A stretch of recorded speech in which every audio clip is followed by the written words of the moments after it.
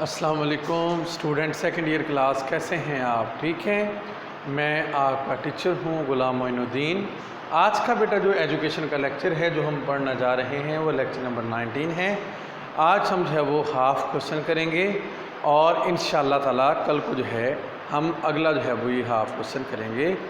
اور lecture start کرنے سے پہلے ہمارے لیکچر کا جو آغاز ہے اللہ تعالیٰ کے بابرکت نام سے جو ہے وہ ہم کرتے ہیں۔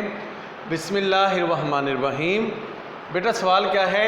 امام غزالی کی تعلیمی فکر پر روشنی ڈالی۔ امام غزالی جو ہیں یہ ایک عظیم مفکر ہیں، یہ بہت ہی بڑے جو ہے یہ ایک فلاسفر، ایک مفکر، اور جو ہے انہوں نے جو ہے حکمت بری جو ہے وہ ہمارے لیے باتیں لکھی۔ ان میں سے چند جو ہے وہ میں آپ کے سامنے عرض کرنا چاہتا ہوں۔ امام غزالی کہتے ہیں کہ حقیقت تک جو رسائی ہے وہ علم کے بغیر نہیں ہے، کیونکہ جو عقل ہے انسان کی وہ علم کا منبع ہے۔ عقل کے ذریعے انسان غور و فکر کرتا ہے، سوچتا ہے، کائنات کے جو رموز و اسرار ہیں ان کو جاننے کی کوشش کرتا ہے۔ علم کے ذریعے ایک انسان کے اندر جو ہے وہ انسانیت آتی ہے۔ علم کے ذریعے ایک انسان جو ہے اپنی غور و فکر کو بڑھاتا ہے۔ اب انسان کے اندر غور و فکر کا جذبہ نہیں ہوگا، علم نہیں ہوگا، وہ کسی بھی چیز کے متعلق نہیں سوچ سکے گا، کسی بھی چیز کے متعلق غور و فکر نہیں کر سکے گا۔ تو لہٰذا یہ علم ہی کے مرہون منت ہے کہ ایک انسان جو ہے جب علم حاصل کرتا ہے تو اس کی سوچ میں، اس کی عقل میں جو ہے وہ اضافہ ہوتا ہے۔ اب علم کون سا ہے وہ بھی امام غزالی ہمیں بتا دیں گے۔ سب سے پہلے امام غزالی کے جو تعلیمی تصورات تھے، امام غزالی نے جو ہے وہ تعلیم کے لیے جو ہے تصورات جو پیش کیے وہ درج ذیل تھے۔ آپ نے علم کے متعلق ایسے جو ہے وہ تصورات پیش کیے جو آج کے دور کے اندر ہمارے لیے جو ہے وہ مددگار ثابت ہو رہے ہیں۔ ان تصورات میں علوم محمود اور علوم مذموم۔ اب علوم محمود کون سے ہیں؟ علوم محمود ایسے علوم جو انسان کو حاصل کرنا جو ہے وہ لازم ہے، جو انسان کو مکمل طور پر جو ہے وہ فائدہ پہنچاتے ہیں۔ علوم محمود ایسے علوم ہیں جس کو حاصل کر کے انسان کی زندگی کے اندر جو ہے وہ فائدہ ملتا ہے۔ ان میں قرآن پاک کا علم ہے، حدیث کا علم ہے، فقہ کا علم ہے۔ علوم مذموم یہ ایسے علوم ہیں اسٹوڈنٹ کہ ان کو حاصل کرنے سے کوئی نہ کوئی نقصان کا پہلو ان کے اندر لازم جو ہے وہ موجود ہوتا ہے، کیونکہ جو علوم مذموم ہیں، اب دیکھیں کچھ انسان ان کو ضرورت ہے ایم فل کرنے کی، وہ ایم اے کرتے ہیں، ایم فل نہیں کرتے، یہ بھی نقصان ہے ان کے لیے۔ یا ان کو ضرورت تھی بی ایس سی کرنے کی، گریجویشن، انہوں نے ایم اے بھی کر لیا، ایم فل بھی کر لیا، وہ فالتو کے پیسے لگائے جو ان کے لیے جو ہے وہ نقصان دہ ثابت ہوا۔ تو لہٰذا علوم مذموم کو جو ہے وہ دنیاوی علوم کا بھی جو ہے وہ انہوں نے نام دیا۔ پھر امام غزالی جو ہیں انہوں نے ہمیں تعلیم حاصل کرنے کا مقصد بیان کیا، کیونکہ بغیر مقصد کے تعلیم بالکل بیکار ہے۔ انسان جب مقصد کے بغیر تعلیم حاصل کرتا ہے تو انسان جو ہے اپنی منزل تک نہیں پہنچ سکتا، بجائے کہ وہ فائدہ اٹھانے کے وہ نقصان اٹھاتا ہے۔ تو لہٰذا انسان جو ہے اس کا سب سے پہلا جو مقصد ہونا چاہیے وہ ہونا چاہیے معرفت الہی کا حصول، یعنی کہ اللہ تعالیٰ کی ذات کو پہچاننا۔ اس کے بعد انسان کا جو دوسرا مقصد تعلیم ہونا چاہیے اسٹوڈنٹ، جو ہمیں امام غزالی نے بتایا، وہ ہونا چاہیے رضائے الہی کا حصول، یعنی کہ ہمارا علم کرنے کا جو مقصد ہے وہ اللہ تعالیٰ کی رضا ہونا چاہیے، کیونکہ اللہ تعالیٰ کی رضا کے بغیر ہم جو ہے ایک جید جو ہے علم والے نہیں بن سکتے اور ایک مفکر اور ایک فلاسفر نہیں بن سکتے۔ اور اس کے بعد ہمارا جو تھرڈ جو ہے وہ مقصد تعلیم ہونا چاہیے، وہ ہونا چاہیے امام غزالی کے نزدیک اخلاقی اقدار کو فروغ۔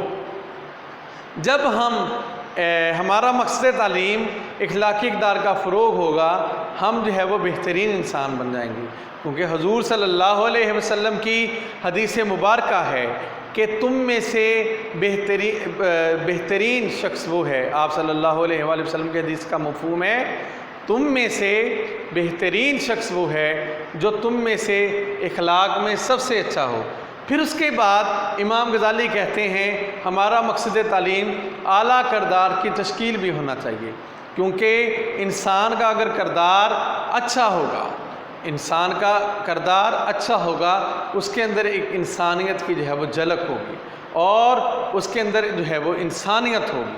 تو لہٰذا علم حاصل کرنے کا مقصد یہ بھی ہونا چاہیے کہ ہم اپنے کردار کو، اپنی شخصیت کو نکھاریں گے۔ اس کے بعد جو ہے جو علم ہے اتنا حاصل کرنا چاہیے جتنی ہمیں دنیاوی ضرورت ہے، تاکہ جس سے ہم جو ہے وہ اپنے گھر کے لیے حلال رزق کما سکیں۔ یہ نہیں ہونا چاہیے کہ ہم جو ہے وہ ساری عمر جو ہے وہی جو ہے وہ پڑھتے رہیں لیکن ہم اپنے گھر کچھ کما کے نہ دیں، یا ٹائم پہ جو ہے وہ ہم شادی نہ کروائیں۔ یہ جو ہے وہ پھر علم حاصل کرنے کا کوئی فائدہ نہیں۔ اس کے بعد تسخیر کائنات۔ اب علم کے ذریعے یعنی کہ انسان جو ہے کائنات کی تسخیر کرتا ہے، کائنات کو پہچاننے کی کوشش کرتا ہے، کائنات کے اندر جتنے بھی اللہ تعالیٰ کی نعمتیں ہیں ان کو جاننے کی کوشش کرتا ہے۔ تو لہٰذا انسان کا مقصد تعلیم یہ بھی ہونا چاہیے کہ میں جو ہے اللہ تعالیٰ کی نعمتوں کو، اللہ تعالیٰ کی کائنات کے بارے میں جو ہے وہ جاننے کی کوشش کروں گا۔ اس کے بعد امام غزالی کا جو نصاب تعلیم تھا وہ کون سا تھا؟ امام غزالی کا جو نصاب تعلیم تھا بیٹا وہ تھا لازمی مضامین اور اختیاری مضامین۔ لازمی مضامین میں ایسے مضامین ہیں جو انسان کو حاصل لازمی کرنے چاہیے، جو انسان کو لازمی پڑھنے چاہیے۔ ان مضامین میں قرآن پاک کی تعلیم ہے، حدیث کی تعلیم ہے، فقہ کے مسائل ہیں۔ اس کے بعد اختیاری مضامین۔ اختیاری مضامین ایسے مضامین ہیں جن کو معاشرے کا حاصل کرنا لازم ہے، کیونکہ ان کے بغیر ایک معاشرہ جو ہے وہ ترقی نہیں کر سکتا۔ تو لہٰذا اب ایک معاشرے کی ترقی کے لیے ضروری ہے کہ اختیاری مضامین کو بھی جو ہے وہ حاصل کرے۔ اختیاری مضامین میں اسٹوڈنٹ جو ہے طب کی تعلیم ہے، سیاسیات کی تعلیم ہے، ریاضی کی تعلیم ہے۔ اگر معاشرے میں افراد جو ہے اختیاری مضامین پڑھیں گے تو ایک معاشرہ چل سکے گا۔ اب اگر اختیاری مضامین نہیں پڑھیں گے تو ایک معاشرہ جو ہے وہ ان مضامین کے بغیر نہیں چل سکتا۔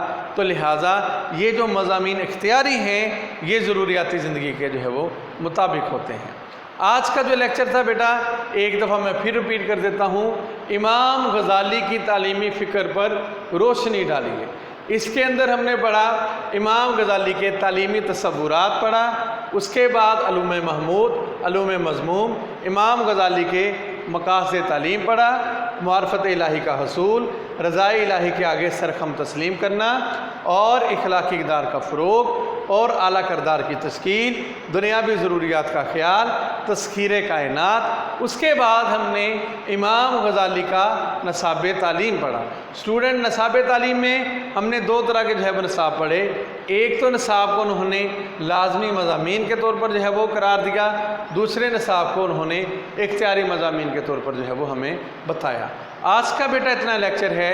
اگر اس لیکچر میں آپ کو کسی بات کی سمجھ نہ آئی ہو آپ ویڈیو کے نیچے کمنٹ کر کے ہم سے پوچھ سکتے ہیں۔ آج کے لیے میں اجازت چاہتا ہوں۔ جزاک اللہ خیرہ۔ السلام علیکم ورحمۃ اللہ وبرکاتہ۔